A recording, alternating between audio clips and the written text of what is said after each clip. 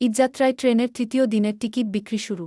পবিত্র ঈদুল ফিতর উপলক্ষে ঘরমুখী মানুষের জন্য ট্রেনের অগ্রিম টিকিট বিক্রি শুরু হয়েছে গত মঙ্গলবার 3 মার্চ।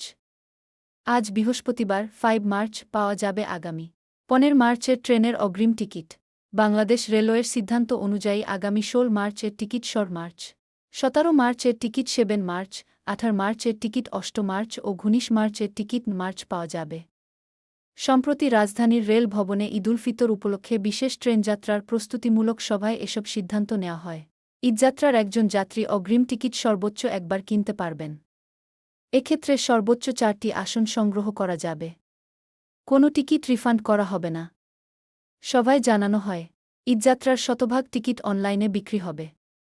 যাত্রীদের টিকিট ক্রয় সহজলভ্য করার জন্য পশ্চিমাঞ্চলে চলাচলরত সব আন্তঃনগর ট্রেনের টিকিট সকাল 8টা থেকে এবং পূর্বাঞ্চলে চলাচলরত সব আন্তঃনগর ট্রেনের টিকিট দুপুর 2টা থেকে বিক্রির সিদ্ধান্ত নিয়েছে বাংলাদেশ রেলওয়ে।